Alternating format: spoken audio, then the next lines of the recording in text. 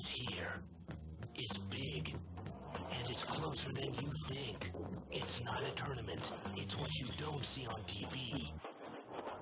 The cash is real. The stakes are high. They bet big. They win big. They lose big. High stakes live action poker. Live at the bike. Watch it live on the web. Or play it if you dare at the bicycle casino. What's up, guys? Christian Soto here for RedChipPoker.com. Alright, so in this video, we're going to do something a little bit different. I'm going to review one of our own fellow coaches' hands, Doug Hall. And I'm able to do this because Doug was on Live at the Bike, which is a poker show, about a year ago. And so I have all of his hands in front of me, all the hands he played for both of us to watch. So we're going to go through these hands together. I'm going to critique some of Doug's plays. I'm going to pat him on the back when appropriate. I'm going to talk crap about the other players. No, not really. But we're going to have a lot of fun. So without further ado, let's get right into this. Alright, so in this first hand, this is going to be a hand that's going to be spoken about for a very long time. It's going to be a hand that the commentators speak about throughout the night, but we're just going to use this little piece to talk about it. So under the gun limps and the cutoff limps, and it goes on us where we have aces on the button and we make it 30. So now let's see what happens. Big blind's going to call with 10-8 of spades. I think it's fine. Under the gun calls, and now that's going to bring the cutoff in as well.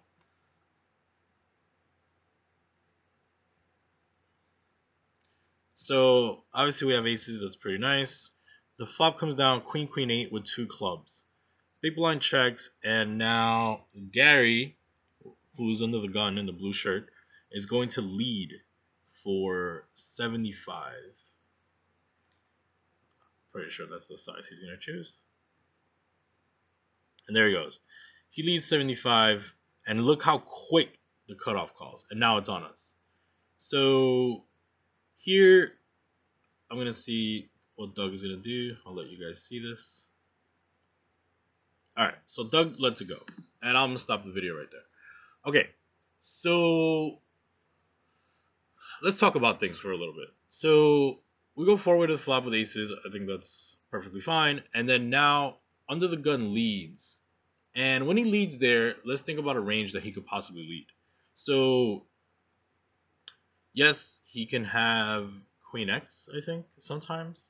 But it's obviously not like ace queen, king queen, those kind of hands, because he probably opens those. So we could discount a little bit. As well as, like, I think he's leading hands like pocket 7s maybe that he thinks are good. Some 8x that he thinks is good. Some clubs. He could also lead some jack 10. He could lead some jack 9. Those kind of hands as well. Also, if we go back just a second here, just see how quickly this guy calls. Just go back right here. Sorry, guys. So if we just go back here real quick, I just want to show you how quickly Ario calls just before I get into what I think his range is as well.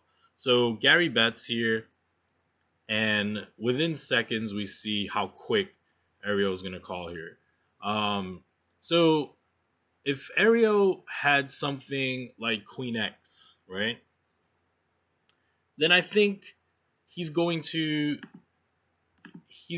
call or raise after taking a longer period of time. So when he just snaps there, he has like a no-brainer situation where he like never is going to raise but never wants to fold, right? And that's a slight timing tell that's indicative of a hand that's not that strong, right? So I don't think that Ario necessarily is going to have queen X that often, right? Now, obviously, we can be wrong. Like, yes, he could just like be fooling us or whatever. But for the most part, I think that when somebody calls that quickly and doesn't even consider raising, I think that that means that he just doesn't have Queen X that often. Another reason why I think uh, calling with Doug's hand for one street is good is that I think that these guys are not necessarily going to blow you off your hand with an equity hand. So if they have clubs, if they have 8x or whatever, they're never going to continue the story going forward. Um, at least that's my thought process at the time. So I think we can call, given that Gary's range is wider than Queen X, and given that Ariel's range is considerably wider than Queen X, given that we picked up some timing tells. Obviously, we can be wrong. He could just have a queen, and that could be it. So, but I think that over the long haul here, we're gonna do okay just calling and then quote unquote evaluating turn action. Um, I think that when Gary especially when he barrels through turn, is going to have Queen X quite often when it goes call behind him. So I think calling and then just forcing them to barrel off another again is going to be profitable. So let's just see how this hand plays out. So now we're heads up, and Gary, the turn comes in ace, which is so painful for Doug. And Gary's gonna decide to check here. So when Gary checks here, he doesn't have a queen that often. And then Ariel checks back. When Ariel checks back, he never has a queen. And then Gary just checks again, and Ariel's going to actually bet this river. I'm not really sure why he's betting. Maybe he's trying to get 8x to fold. I guess it's like a bluff. But yeah, I'm not sure why he's betting. But yeah, I'm pretty sure he's betting as a bluff. I guess trying to get 8x to fold. But I think he should just knock it back. Either way, the point is that it's kind of like what I said. So when we call behind, they're not necessarily going to continue barreling. And I think both ranges are wider than just Queen X. So I think calling and then reevaluating turn action, given that I think Gary is not going to barrel turn unless he has Queen X, and the fact that Ariel has snap called flop, which discounts his Queen X range as well, is going to allow us to call and then just make profitable decisions on the turn. So I don't necessarily blame Doug for folding. It's a weird action where we're facing a lead and a call on a paired board here in a raised pot that went four way. So I don't necessarily blame him, but I think that calling flop, given the ranges, is going to be okay. So with that said, I'm just gonna leave this hand alone. All right. So in this hand, Alex is gonna limp the button with King 10 of spades, and we're gonna pick up a hand in the small blind.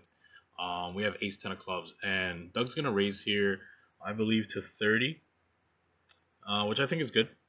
The big blind's gonna fold, and Alex is gonna call. So here we go. The flop's gonna come down.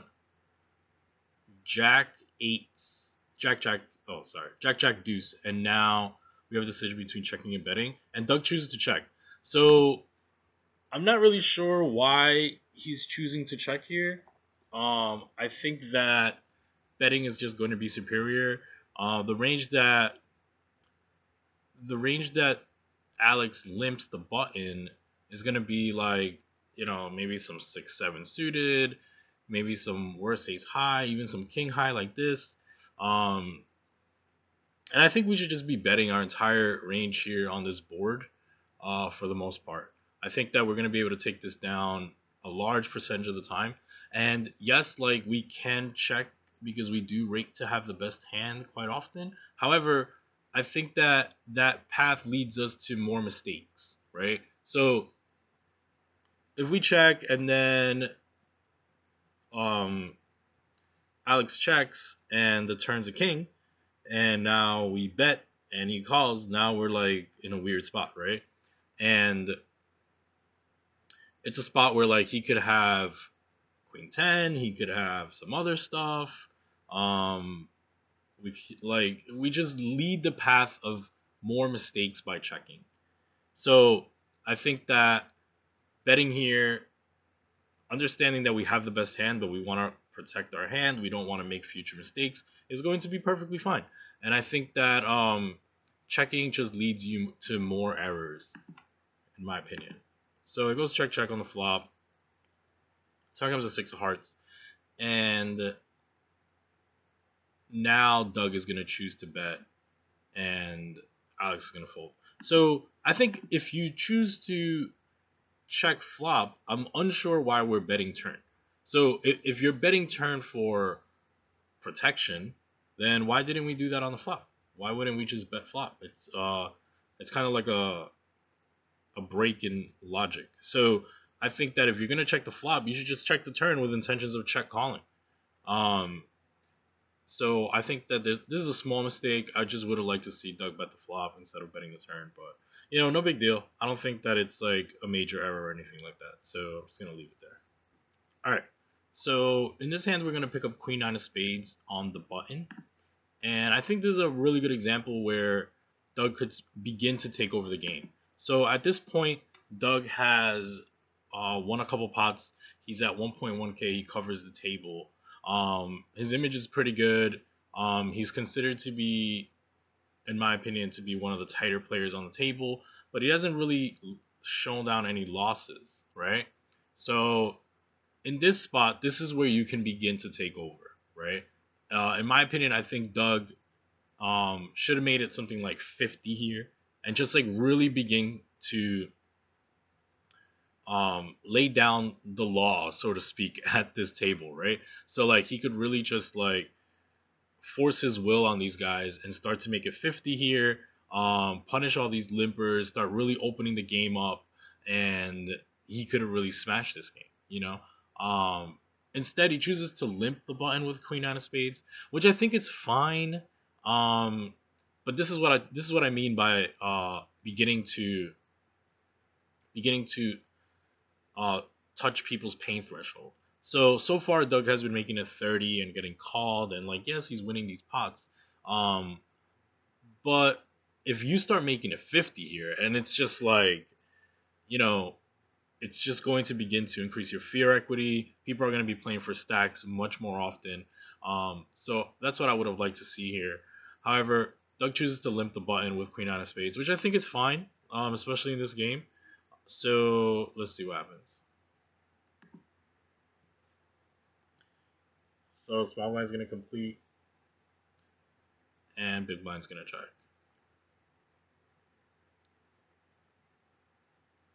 So the flop's going to come down, king, queen, jack with the jack of spades. Someone's going to fold out a turn, because that's what happens. He's going to check. It's going to check around to Doug, and I'm assuming Doug's going to check here. So Doug checks. Turn's going to come on 9 of hearts. And let's see what happens. It's going to go check, check. Check to Doug, and then Doug is going to choose to bet something. So I think that's pretty bad. Obviously, it's not like a big mistake, but I don't think we ever get called by worse. And we don't necessarily need protection for our hand either. So I'm not sure why we're betting. I think that the reason why Doug chose to bet in this spot is that he saw a lot of disinterest in his opponents. So he just chose to take down the pot. I think that's fine, I guess. Like if you pick up some live tells that they're just not interested. Like this guy right here is yawning. So I could see why he would choose to just bet. But in terms of theory, I don't think he ever gets called by worse, and he doesn't need any protection. So I think checking back turn is fine, and then just going for maybe some thin val on river if it checks to you again. So yeah, that's what I would have done. But obviously, I don't think this is like a big mistake. The main thing that I would have liked to see would have been pre-flop, where like we are beginning to like really take over the game by making big raise sizes and just like exerting our will on the table. So that's what I would have taken away from here. In terms of flop play, I wouldn't have bet the turn. I don't think we're getting anything worse to call or better to fold. So yeah, and we also don't need protection. So that's that. All right, so I'll lock it up here. All right, so in this hand, we're gonna pick up another decent hand. Under the gun limps, hijack's gonna limp, and we're gonna pick up ace jack of clubs. And I think Doug's gonna make it something like 35. I'm pretty sure he's going with this like 5x plus one limper strategy. Um, so I think that's fine. However, I think that there's room for him to just make it bigger here every time. Like he could just make it 50 and just take over the game. But whatever. I think the 5x plus 1, I think it's okay. So let's just stop it right here. It folds around. It folds around, and then one of the limpers in the hijack calls, which is Alex.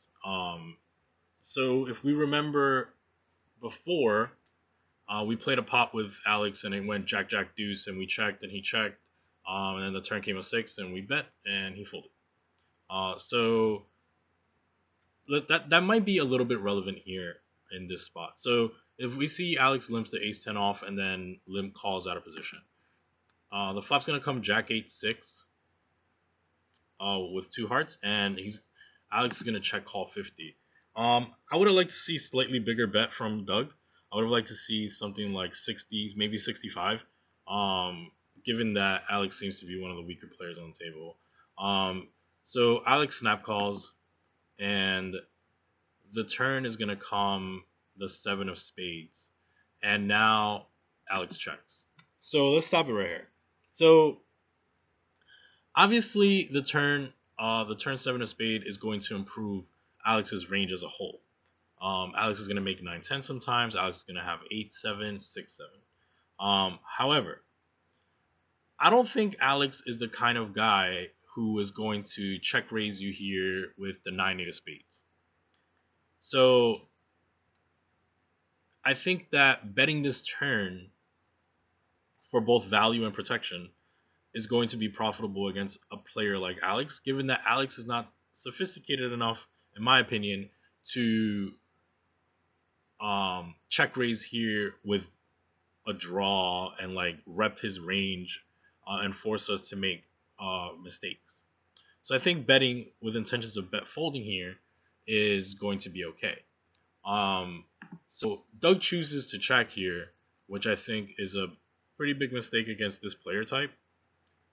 He's just losing a lot of value, and rivers are gonna come like this. Boom. All right. So the river's the five of spades, and Doug's gonna face a lead here. So there's 185 in the middle right now, and luckily for Doug, Alex bets 50, which is pretty bad. And I think that Doug gets a little bit of a bailout here. I think that if Alex would have bet 125, Doug just loses this pot. Or at least it's a lot more difficult, and I feel like Doug would make more mistakes against 125 than he is to 50. So Doug's just gonna side call here and just win the pot. However, I think the mistake that Doug makes in this hand specifically is not betting the turn against a player like this. This player is not going to check raise with worse. Like he's not going to turn 9-8 into a bluff. He's not going to turn 10x into a bluff. He's not going to turn certain hands into a bluff. So I think just betting with intentions of bet folding is going to be good. It's just going to be the correct way to play against this player type. So I think that if Alex would have made it 125 here or 130, Doug just probably folds his hand, because I feel like that's the reason why Doug check turn. I'm assuming Doug check turn to call off on clean rivers. So I think that this is one of the worst rivers that Doug's gonna see, and Alex correctly identified that. He just chose a wrong bet size. So yeah, I think that we should just bet turn against this player type for both value and protection, and then just be pretty happy to fold. Obviously, it would be slightly different against other players, more elaborate players that might recognize that that card helps their range more than ours. But still, I think that against this guy, we just are missing out on a ton of value. and not protecting our equity in this hand by checking. So I'll just leave it right there. All right. So in this hand, Alex is gonna limp, and we're gonna pick up King Queen of Spades in the hijack, and we're gonna raise. So Doug's gonna make it 30 here, and I think that's okay. Again, I think I would have gone a little bigger, but it's okay. Yeah, Eric is gonna call, and then Alex is also gonna call. So we're gonna go 3-way to the flop in position. Flop's gonna come down King Queen 4 with all hearts. Obviously a pretty good flop for us. It goes check check to us. There's 95 in the middle, and Doug is gonna bet. So let's see what size he chooses. So Doug bets 40 into 95, which I think is slightly small. And Alex is gonna call. So the turn's gonna come the ace of diamonds. So I think when this turn comes, we should be betting again. And Doug's gonna choose. There's 175 in the middle now, and Doug's going to choose a pretty big bet here of 165 and get snapped. 160 and get snapped. So if we stop it right here, I think that Doug's bet sizing here has a little bit of a tell. So usually when people bet really small on flop and then all of a sudden increase bet sizing on turn is a little bit of a tell of a strong hand. And so I think that when he went from 40 on flop and then 40 into 95 and now 160, which is pot on the turn, I think that that's a little bit of a tell of a strong hand, and I think that we shouldn't have done that. I would have preferred us to just go big rather than small and then pot. So I think that's a little bit of a tell of a strong hand by Doug there. One of the things I want to note also is that just how quickly Alex is going to call this turn. So let's just go back just a second here. And we're going to see just how quick Alex is going to beat Doug into this pot. So there's 175 in the middle. Doug's going to bet pot for like 160. And Alex just snaps. So when Alex snaps here, again, it's like earlier in the session where another player with a flush draw just snapped a bet, right?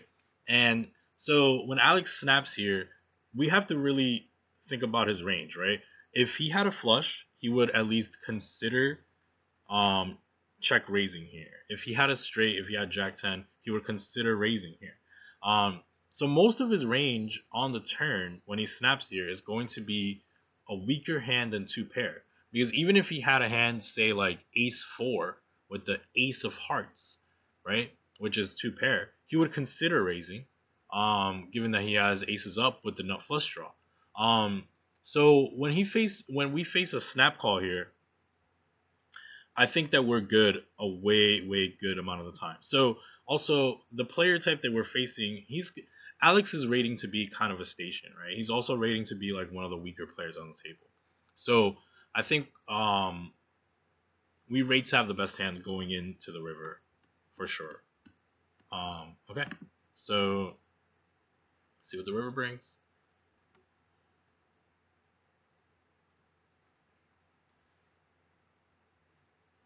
So the river's a complete brick, and Alex checks. And now we have a decision.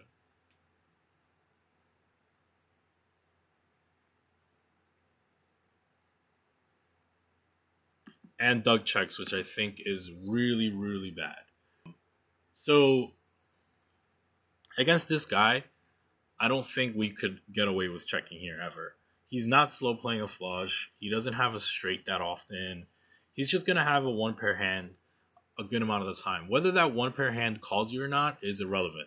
So he could have a hand like King Jack with the Jack of Hearts. He could have Queen Jack with the Jack of Hearts. He could have Ace 10 with the Ace of Hearts. He could have all kinds of stuff. He could have Ace 10 with the 10 of hearts. He could have all kinds of stuff that may or may not be willing to call. However, us checking a hand as strong as 2 pair against a player like Alex is a huge mistake in my opinion. I think that, especially given at the rate that he called turn, given that he didn't think about check raising turn, he just snap call turn, and this river is very, very favorable for us, we should just be betting. In this hand there was 495 in the middle, so there's a $500 pot, and Alex has about 455. I don't necessarily think shoving is that bad.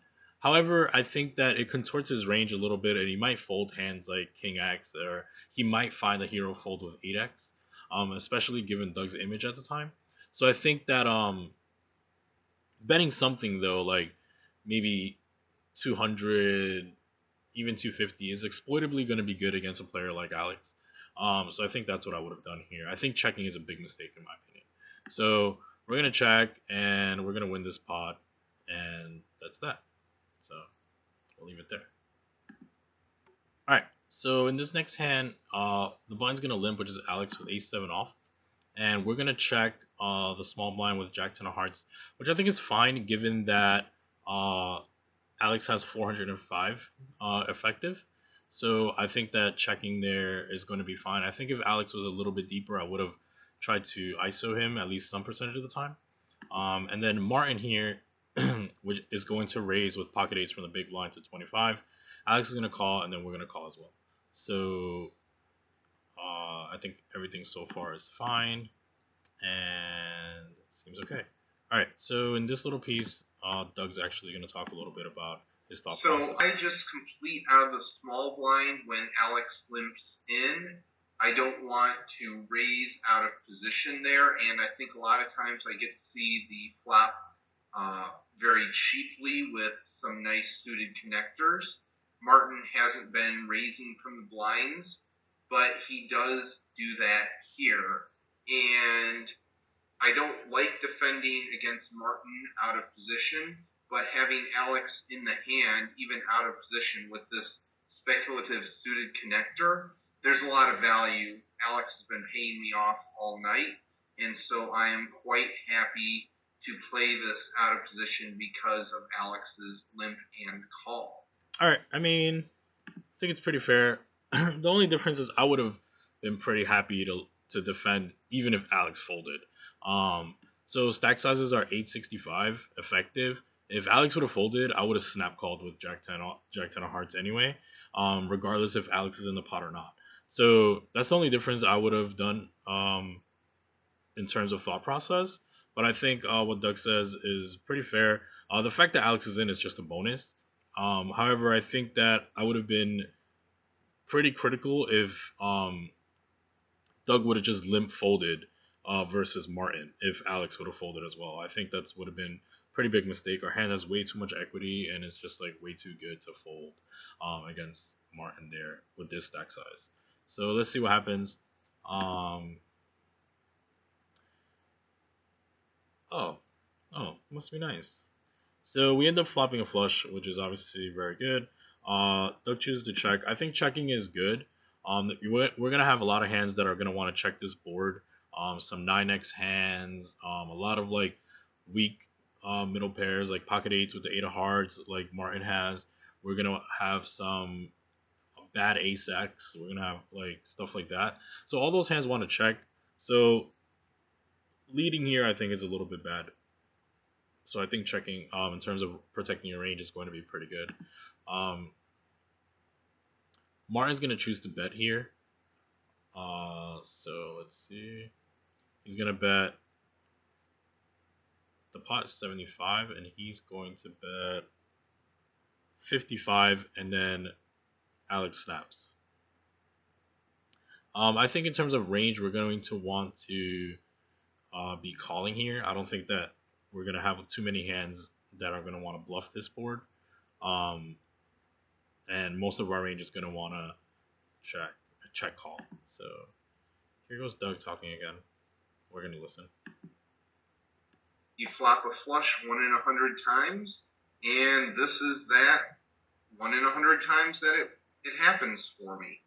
So I believe that Martin is going to take a stab at even this flop. He's the pre-flop raiser, and he's been kind of aggressive. We haven't seen that on these clips, but he has been. And so I'm going to let him go at it. And when he bets and Alex calls him, I could raise here, but I believe that the remaining $300 in front of Alex is going to go all in pretty easily, and I'm just going to try and stack them both, and I believe that putting them on alert right now is not going to give me what I need. Stacks are shallow enough that I can get it all in pretty easily still, so I think my best value is to just slow play this one more street. Okay, so let's just stop it. I think his argument's fine. I think that it's more of a range play. So I think that when you just don't have that many hands that want to check call. I mean, you have a lot of hands that want to check call, and you don't have many hands that want to check raise. So I think protecting your range and then having some strong check call hands like Jacks and Hearts here is going to be pretty good. So the turn's going to come to Queen of Spades, and we're going to see what Doug chooses to do. Doug chooses to check. Martin, I presume, is going to check here, at least a good amount of the time. And Alex is going to bet 250, leaving himself with 100. And Doug just very aggressively, very calmly, just gives the handshake shove. Let's see this again. I'm all in. All right. So I think that the shove is pretty, especially in this mannerism, is kind of a mistake. So I think that Doug could have done two things on this turn. I actually don't mind leading this turn sometimes. Just because I'm not sure how often Martin's gonna barrel off again. However, I think checking is fine. I think leading would be like a little bit exploitative. Just trying to trap Martin in the middle, given that Alex is almost like never folding anyway. But I like the fact that Doug checking is fine. We're still gonna have a lot of hands that are gonna want to check this turn. So once Martin checks and then Alex puts in 250, I think that shoving's okay, but I think that in the way that he did it is pretty strong. I think that we could consider just clicking it back, even though it looks strong. It kind of leaves the door open for Alex to make some mistakes. Whereas like I don't think he makes a mistake for 8-10. Like I'm pretty sure he folds hands like Ace Jack. He just folds everything. That's not at least Ace Queen. And I even think with Ace Queen, given the fact how Doug shoved, he just probably folds that as well. So Martin ends up chuckling, understanding that Doug just has a flush here like all the time, and he folds. And Doug tables his hand, grills Alex, and Alex goes home. All right. So I think that Doug played his hand pretty well. I would have not shoved the turn, at least not in that way. I think we should consider leading turn, just exploitatively trying to trap Martin in the middle, given that Alex is just almost never folding anything anyway. Alex seems to have been like a little bit tilty already, so I think leading turn would have been nice as like a trapping Martin, given that Alex is just never. Alex is calling, dude. Like he's never folding. So yeah, I wouldn't have shoved in that way, but I think it's okay. I think in terms of the line, it was pretty sound. The only thought process that was a little bit different than mine, between mine and Doug's, was that I wouldn't necessarily have limp folded versus Martin, if Alex would have folded. But besides that, I think the hand was played pretty decently well, and so I'll just leave it at that. Alright, so I'm actually going to stop the video here. I'm going to leave the second half of the hands for part 2. So I hope you guys enjoyed this video so far. By the way, just a reminder, Doug's played these hands almost a year ago, if not more. So like I said, if in every 6 months you don't look back at yourself and you don't think you sucked 6 months ago, then you're doing something wrong. So this has been 2 sets of 6 months. So I am pretty sure that Doug feels like he's a much stronger player today than he was at this time, and I would agree with that. So we're lucky to have Doug let us use these hands and critique him and stuff like that in his play. But by the way, at this point in the session, Doug is absolutely crushing the game. So even though he's making mistakes, in my opinion, he's still winning, and he's still by far, in my opinion, the best player at this table. But even though you're playing well and you're winning, there's always room for improvement, and I think that's what we're doing right now. So I hope you guys enjoyed this video, and without further ado, I'll wrap it up. Peace.